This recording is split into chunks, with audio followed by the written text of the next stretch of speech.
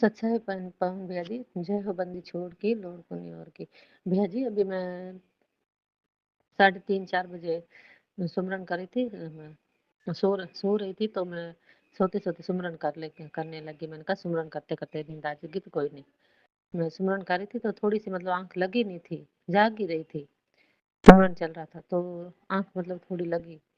तो ऐसे सपन आया कि मैं संध्या आरती है और संध्या आरती कर रही हूँ परमात्मा के दरबार में, मालिक के। और संध्या आरती करते-करते मतलब प्रेम मगन होके जैसे आप जी ने बता रहे हो ना आप अभी जो वीडियो में खुलासे में भाई परमात्मा की आरती में हमें परम मगन होके और आरती के अंदर हमने चित्त के साथ आरती करनी है मतलब ऐसे ऐसे करके मैं आरती कर रही हूँ स्वपन में। तो आरती करते-करते पवन भैया मतलब आरती करते-करते बहन जो है ना एकदम दरबार में 4 इंच ऊपर हो गई मतलब खड़े ऊपर हवा में उड़ रही है आरती करते-करते, ऐसे ऊपर हो गई।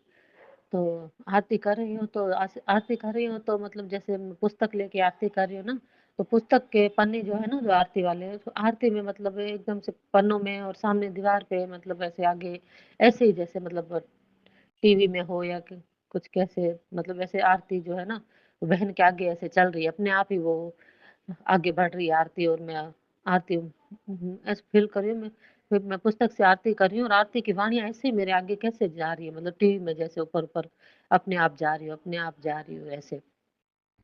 और आरतियाँ मैं पढ़ रही हूँ और 4 इंच मतलब ऐसे ऊपर भी हो गई हूँ ज़मीन से। तो ऐसे आरती करते-करते एकदम से पता नहीं इतनी भारी, भारी शक्ति आई पवन भैया, जिसने मुझे मतलब मेरे हाथ से वो भक्ति बहुत छीनना चाही। ज़ोर से बड़ी शक्ति के साथ मतलब वो छीना नहीं पहले पहले किसी ने मुझे कहा कि मेरे आगे दंडवत प्रणाम कर, पीछे मुड़ के भई, पीछे मुड़ना मुझे बोलने को कह रहे हैं कोई, मुझे दंडवत प्रणाम कर भई। तो मैंने कहा आरती करके मेरे ख़्याल आ रहा है कि मैं क्यों दंडवत प्रणाम करूँ, परमात्मा को देखूँगी तब करूँगी। मतलब जैसे हम संध्या आरती करते हैं तो कभी-कभी आँखें भी बंद हो जाती है ना, हम परमात्मा को जैसे करते हैं आरती करते-करते तो कभी हाथ जोड़ के ऐसे परमात्मा को सर भी झुकाते हैं आँखें बंद करके। तो उसमें जब आँखें बंद करके दंडवत कर रही थी, परमात्मा का प्रणाम कर रही थी और आरती भी कर रही थी, तो पीछे से ऐसे लग रहा था जैसे कोई कह रहा था कि पीछे मुड़ के दंडवत प्रणाम कर, पीछे मुड़ के। तो मैंने कहा मैं क्यों करूँ? मैं आँखें खोल के मैं भगवान को देखूँगी तभी दंडवत प्रणाम करूँगी।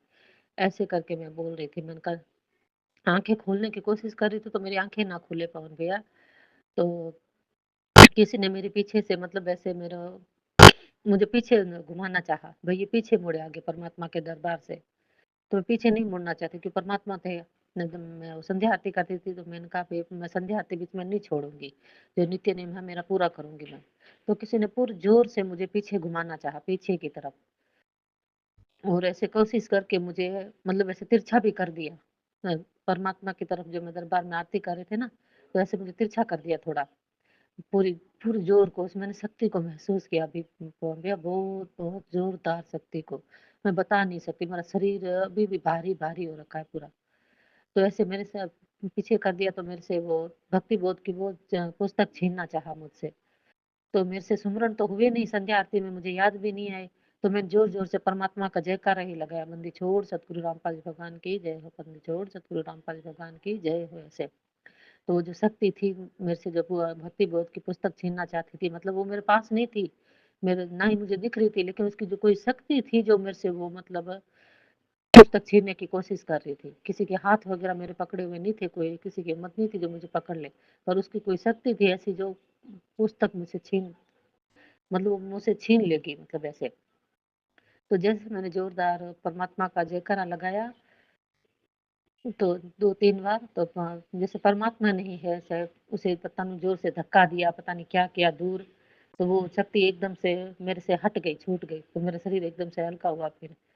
और फिर परमात्मा ने ज़ोर से आवाज़ लगाई परमात्मा ने कहा कि भक्ति बोध हाथ में लेकर भक्ति नित्य नेम करना शुरू कर दो, वरना बहुत पछताओगे परमात्मा ने ज़ोरदार आवाज़ में कहा मुझे। मुझे क्या पर मेरे ज़रिए किसी को संदेश देना चाह रहे थे, पता नहीं क्योंकि बहन तो संध्या आरती हाथ में लेके ही करती है हमेशा पुस्तक हम तो। तो भैया जी सपन कैसा था? मैं तो हमेशा संध्या आरती हाथ में लेके करती हूँ और परमात्मा ने कहा भी संध्या आरती को भक्ति बोध को हाथ में लेकर नित्य नेम करना शुरू कर दो सब। अ, सब ऐसे मतलब करके भाई, वरना बहुत पछताओगे, बहुत बहुत पछताओगे। ऐसे भैया जी थोड़ा समझाओ भैया जी मुझे, मतलब ऐसे कैसे हुआ? क्योंकि मैं तो नियम नित्य नियम कर रही थी, तो नित्य नियम करते करते मतलब कोई शक्ति हमारे से कैसे भक्ति बोध की पुस्तक छीन सकती है? और परमात्मा भी मौजूद है और परमात्मा भी उस शक्ति को मतलब जोर से धक्का दे के पीछे फेंका उस शक्ति को।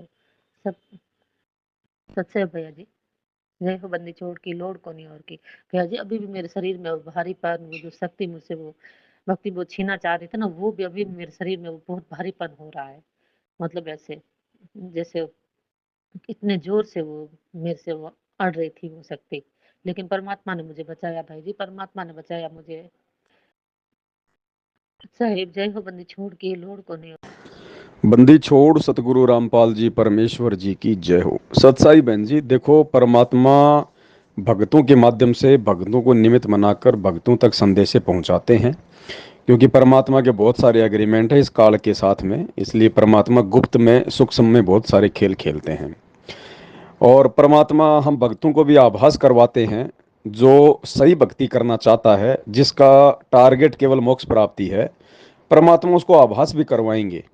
जैसे आपने कहा कि भाई जो शब्द हैं आरतियों के, वो ऊपर जा रही थी वाणियां।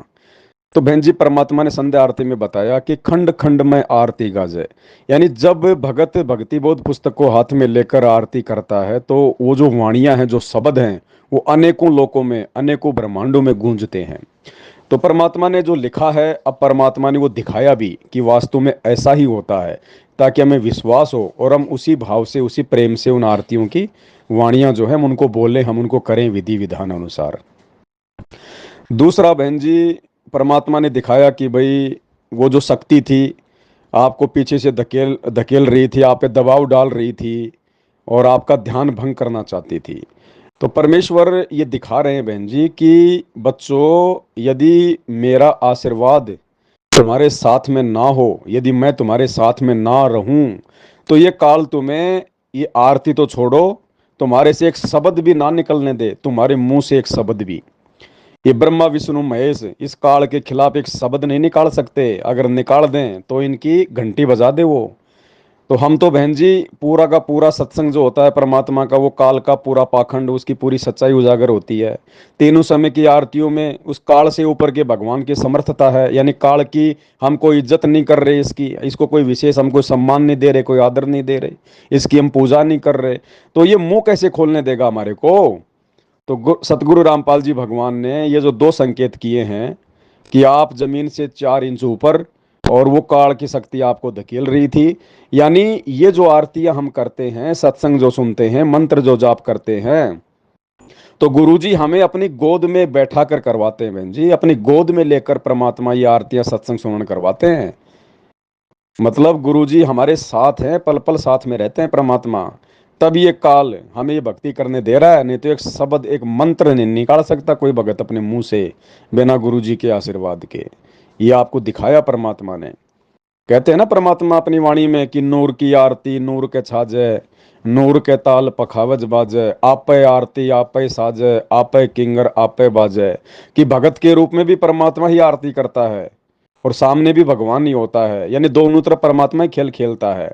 तो ये आरतियां परमात्मा स्वयं करवा रहे हैं बहन जी, अपनी गोद में उठाकर, अपनी विशेष सिक्योरिटी में परमात्मा हमसे भक्ति करवा रहे हैं। अन्यथा ये एक सतलोक वाली भक्ति, एक शब्द नहीं निकाल सकता कोई भगत यहाँ पे। तो जो जमीन से 4 फुट आप ऊंची उठी हुई थी, तो परमात्मा ने ये संकेत किया है कि बच्चों ऐसे ना सोचना कि हम नाम ले लिया और हम भक्ति कर रहे हैं। नहीं, तुम्हारी कोई औकात नहीं है। भगवान अपनी गोद में उठा के और इस काल से बचा के और तब तुमसे ये आरतियां करवा रहा है। अन्यथा सबके ऊपर इसी प्रकार से उसका प्रेशर है, भक्ति बोध कोई हाथ में भी नहीं ले सकता। परमात्मा ने ये थोड़ा सा आभास करवाया कि इस प्रकार से ये दबाव सबके ऊपर होता है, लेकिन तुम्हारा गुरु अपनी गोद में उठा के तुमसे आरतियां करवाता है। और उसके बाद कि भाई भक्ति बोध हाथ में लेके आरती करो, भक्ति बोध हाथ में लेके करो। तो परमात्मा आपके माध्यम से बाकी जो लोग हैं उन तक संदेशा भिजवा रहे हैं, संगत वालों तक।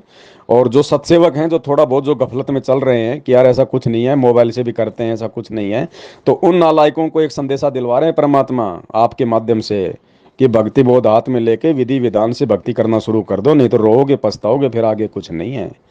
तो परमात्मा बहन जी आभास करवाते हैं, अगर समझदार होगा वो तो समझ जाएगा, और बाकी भैंस के आगे कितनी बीन बजाओ उनको फर्क नहीं पड़ेगा। सत साहिब।